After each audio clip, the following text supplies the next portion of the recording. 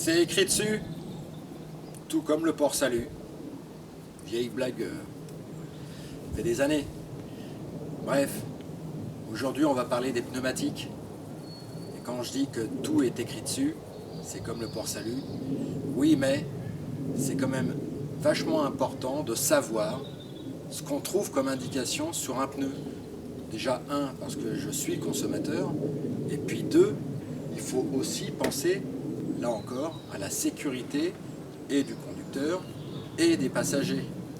Car les pneus, c'est primordial, c'est hyper important, et surtout, si je ne fais pas attention, eh bien, je peux monter des pneumatiques qui ne correspondent pas à la voiture, et puis aussi, il y a des dates de validité dans les pneus. Un pneu, c'est pas éternel. Générique.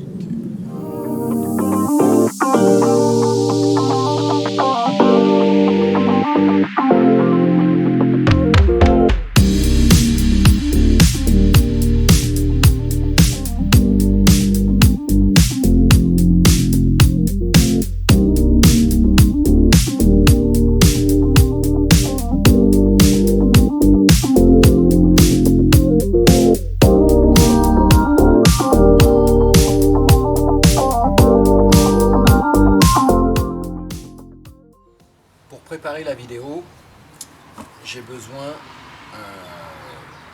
d'un pneu.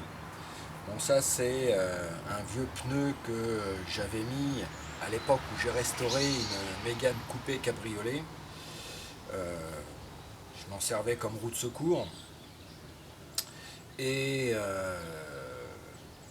parce que dans cette Mégane, il y avait un kit de réparation. Bon, il y en a qui sont pour, il y en a qui sont contre. On verra par la suite, je vous ferai une vidéo de comment réparer un pneu. Enfin bon, pour le moment déjà, il va falloir qu'on puisse lire et décoder toutes les informations qu'il y a sur un pneu.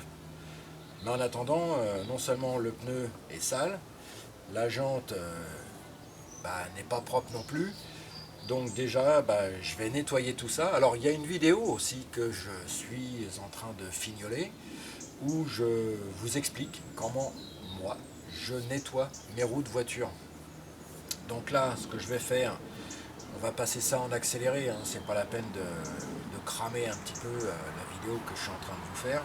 Donc je nettoie le pneu, la jante, et puis au moins toutes les indications seront vraiment apparentes et je pourrai vous expliquer en gros toutes les informations qu'il y a sur un pneu.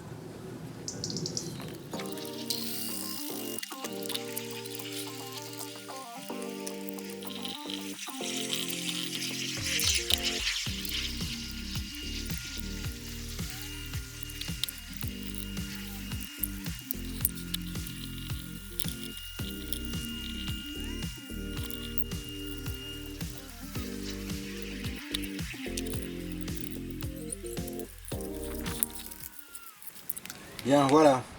Bon, le pneu a été nettoyé, la jante aussi. Alors, je ne me suis pas vraiment attardé, hein. Et là, il y a encore un petit peu de crasse. Mais quand on va apprendre à nettoyer vraiment une roue de voiture, c'est un petit peu comme nettoyer ses baskets ou ses godasses. On n'aime pas trop marcher dans la rue avec des chaussures complètement crado. Donc on prend soin de ses affaires naturellement. La voiture c'est pareil quoi. Au même titre que lorsque je sors, moi j'aime bien avoir des baskets à peu près propres. Les pneus de la voiture, les jantes de la voiture, c'est pareil, hein. Montre-moi tes pneus et tes jantes et je te dirai qui tu es quoi. Voilà quoi. Donc qu'est-ce qu'on va retrouver essentiellement sur un pneu de voiture, parce que le but là aujourd'hui c'est d'apprendre en gros à décoder un petit peu toutes les informations qu'on a sur un pneu. Donc dans un premier temps, on va retrouver la marque qui a fabriqué le pneu, en l'occurrence ici Pirelli. Bon, j'ai zoomé un petit peu sur la zone. Alors c'est vrai que noir sur noir, pour voir, ça va pas être forcément super top, mais je vais prendre un maximum de photos pour vous montrer. Donc ici donc c'est la marque Pirelli. C'est la marque qui a fabriqué le pneu, quoi. Au même titre qu'il y a du Michelin, Dunlop et plein d'autres. Donc dans la foulée, Donc on a vu qu'il existe donc la marque du pneu. Là, il va y avoir le type de pneu. En l'occurrence, ici, c'est marqué Cinturato P1. Les informations en fait qui nous tapent à l'œil le plus souvent, c'est vrai qu'elles sont importantes, c'est ces informations-là déjà. Donc 185, 65, R14. Alors qu'est-ce que c'est que ça? 185, en fait, ce qui correspond à la largeur du pneu. Alors on va faire un peu de physique et de mathématiques. En fait, ça va être la largeur du pneu, ce qui va constituer ce que l'on appelle la base de substantation du pneu. En fait, c'est la surface, la largeur de la surface du pneu que va occuper le pneu donc sur la route. Donc là, en l'occurrence, 185 mm, ça fait du 18 cm et demi, quoi. Ensuite, 65, ça va être la hauteur entre la table de roulement du pneu et la base de la jante. R14, R on va dire comme rayon, c'est du 14 pouces, qui correspond également au diamètre de la jante. À côté, on a le 86H.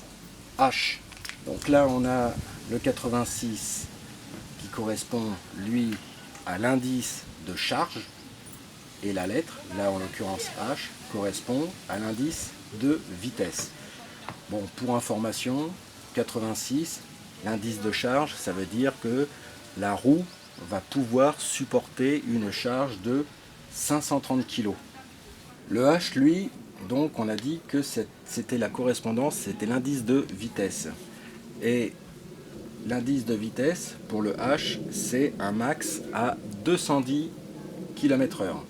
Ça veut dire que mon pneu, sans détérioration des caractéristiques techniques du pneu, peut rouler à la vitesse de maximum, évidemment, de 210 km/h. Ensuite, dans les informations qui sont relativement importantes, c'est le DOT, D-O-T, ici, sur le flanc du pneu. En fait, chaque pneu possède une série de chiffres et de lettres qui correspondent, en fait, c'est comme si c'était son numéro d'identité, quoi, avec la date de validité du pneu. Donc le DOT, c'est le Department of Transportation, donc le DOT. Il est composé, ce DOT, ce fameux numéro, d'un code usine. XJ, c'est l'usine, alors je vais dire n'importe quoi là, c'est peut-être une usine en Roumanie qui a construit ce pneu là. Ensuite, il y a le code de la dimension du pneu. Il y a une référence qui est propre à chaque manufacturier. Et pour nous, ce qui est vachement intéressant, c'est ce numéro là, 3811. En fait, 38, ça correspond au numéro de la semaine dans l'année où a été fabriqué le pneu. Donc là, dans l'occurrence, 3811, ce pneu a été fabriqué dans la 38e semaine de 2011, ce qui correspond en gros à début octobre 2011. En étant puriste, ce pneu il est encore valide. 9x4, 36, parce qu'on doit être à peu près dans la 36e semaine, là on est fin septembre 2021. Attention, mi-octobre, ce pneu, il n'a plus le droit d'être installé sur une voiture. C'est terminé. Un pneu, ça dure 10 ans. Bon, parfois, on voit que des pneus ont un sens pour être montés. Inside, outside. Donc là, on voit que cette partie de pneu, cette partie de flanc, ici il y a marqué outside, il doit être donc à l'extérieur, hein, côté... pas à l'intérieur de la voiture, à l'extérieur de l'automobile. Dans les informations également qu'on a, c'est l'Econpite. En fait, c'est l'impact sur les sons qu'on va percevoir en voiture, et puis voir si cette voiture, si le pneu va nous faire consommer plus ou moins de carburant. Donc on voit qu'il y a 4 symboles sur ce pneu-là. Ça veut dire que, en gros, avec ce symbole qui représente une pompe à essence, je vais pouvoir quand même faire quelques économies. Hein, ça veut dire que il y a peut-être moins de frottement entre le pneu et la route, donc forcément je vais faire davantage de kilomètres avec le même volume de carburant dans mon réservoir. C'est un pneu qui visiblement est respectueux de l'environnement. Dans la foulée, il y a un degré d'usure sur la route qui est donc amoindri. Et au niveau du son, visiblement, le nombre de décibels dégagés par le pneu sur la route est assez faible parce qu'on voit que la note de musique est rayée. Alors attention, maintenant quand on va vraiment chercher un pneu chez des spécialistes du pneu, il est bon de savoir que certaines marques de pneus, notamment Michelin par exemple, ils indiquent vraiment le nombre de litres de carburant que ça va me faire peut-être économiser, l'impact sur l'environnement, effectivement le bruit en plus que le pneu génère dans l'habitacle de la voiture. Sur des pneus américains, il y a des symboles avec des lettres et des chiffres qui reprennent exactement ces valeurs-là. Dans les informations importantes aussi, là on voit que c'est un radial tubeless. Dans la loi, dans la réglementation en France, il est interdit de mettre des pneus différents sur un même essieu d'un véhicule. Si je mets un radial côté gauche, il me faut un radial côté droit. Tubeless, en gros, ça veut dire qu'il n'y a pas de chambre à air dans le pneu. Donc quelques marques qui existent sur les flancs des pneus. Alors soit de façon générique, globale, par exemple ici E3. Ça veut simplement dire que la lettre E représente le chiffre comme quoi le pneu a été homologué pour qu'il puisse circuler directement en Europe, quoi. Et le 3, c'est la référence du pays qui a homologué ce pneu à circuler en Europe, à savoir 3 par exemple, c'est l'Italie. Ensuite, on a toute une série de chiffres, là par exemple 02 30 998-5. Donc là, en gros, le E, toujours repris devant le numéro, on a donc dit c'est le symbole qui signifie l'Europe, et donc le pays qui a adhéré à la norme CEE R30. Bon ça c'est des trucs purement administratifs. Donc le 3, on a dit donc l'Italie, et ensuite la fin du chiffre 09 98, c'est le numéro d'approbation que le pays a donné à ce pneu pour qu'il puisse circuler en Europe. Alors parfois sur le côté là vous allez trouver Made in, donc Made in Italy par exemple, ils auraient pu le rajouter. Le fin du fin, quand on roule dans une voiture un peu particulière, c'est qu'on voit que, voilà, je prends le cas du pneu de la Mercedes, un P255 65 R16 109H, donc ça y est, on commence à décoder tout ça, mais après il y a d'autres lettres, M plus S. Bon, le M, ça c'est un pneu qui est spécifique au Mercedes et sur un type de véhicule. Voilà ce qu'on peut dire déjà sur les quelques informations à décoder sur les flancs d'un pneu. Vous voyez qu'il y a déjà quand même pas mal d'infos que le conducteur, on va dire, est censé connaître. Alors, on ne connaît pas tout, ça c'est vraiment le drame, parce que c'est quand même quelque chose qui est hyper codé, il faut reconnaître, entre les chiffres, les lettres. Et donc si on manque d'informations à ce sujet, on est mal, quoi. Alors pour monter son pneu correctement sur une voiture, j'ai quand même des facteurs qui vont m'aider. Ça veut dire que lorsque j'achète une voiture, d'où l'utilité d'avoir son guide d'utilisation de la voiture, c'est que déjà les dimensions de mes pneus qui correspondent à ce véhicule doivent y être notifiées. Et en vue de respecter la loi, je ne peux pas changer la dimension de mes pneus, déjà parce que techniquement parlant, ça va altérer beaucoup de choses, ne serait-ce que l'indicateur de vitesse. Si ma voiture doit rouler avec un pneu en 14 pouces, si maintenant je mets du 16 pouces, il est bien évident que de façon linéaire, sur une même vitesse indiquée sur mon indicateur de vitesse, en fait, physiquement parlant, la voiture va se déplacer beaucoup plus vite, quoi. Et là, je vais encourir certains problèmes. notamment les radars que je vais rencontrer sur la route. Mon indicateur va me dire attention Fifi, là tu roules à 80, bah, là on est bien sur une nationale 80, mais non, si ça se trouve on va rouler à 95.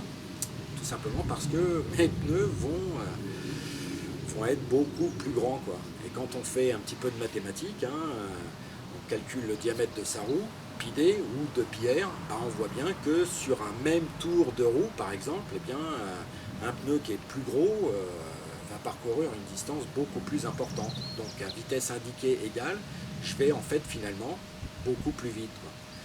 Donc c'est tous ces petites choses-là, quoi. Donc entre les indices de vitesse et les indices de charge, il faut être hyper vigilant, quoi. Donc il est bien évident qu'un pneu qui doit supporter 530 kg, je ne vais pas mettre un indice de charge qui me dit vas-y, ça supporte 400 kg. Là, je vais avoir des problèmes, ça va éclater quelque part, quoi. Par contre, je peux monter. Ça veut dire que normalement ma voiture doit avoir un indice de charge de 530 kg. Si maintenant je mets un indice de charge à 700, j'ai le droit. Et vous voyez que c'est assez compliqué, quoi. Donc finalement, bah, l'idée c'est on garde sa voiture telle qu'elle est, vraiment normée, on est dans les clous.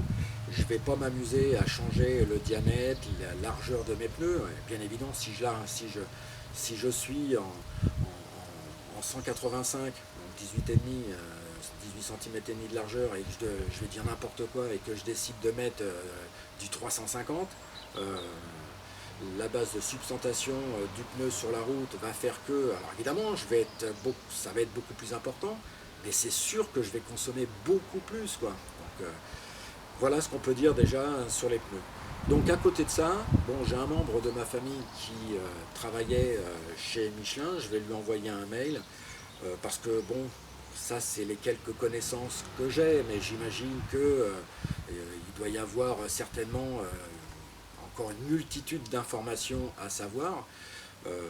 Donc pour ma propre information, je mettrai ça sous format PDF et je mettrai ça dans les dossiers du groupe Facebook. Pour terminer, enfin, ah bah, voilà le petit Félix. Oh, il commence à avoir chaud, mon pépère. Donc pour terminer, enfin, eh bien, j'oserais presque dire, faites attention à la date de validité de vos pneus, parce qu'en réalisant cette vidéo, je me suis rendu compte que les deux pneus du train arrière du ML, en fait, la date, ça y est, je suis à jour, il va falloir que je les change. De toute façon, c'était prévu parce qu'ils sont secoués, mais c'était la 52e semaine de 2010 que ces pneus ont été fabriqués. On a dit dans la vidéo qu'un pneu ça durait 10 ans, ça veut dire qu'ils étaient bons jusqu'à la 52e semaine de 2020, donc fin décembre 2020. Or aujourd'hui, on est le 22 septembre 2021, donc vous voyez déjà le pneu il est mort depuis plus de 9 mois. Et je ne peux pas rouler dans ces conditions. N'oubliez pas. Ciao. Bye.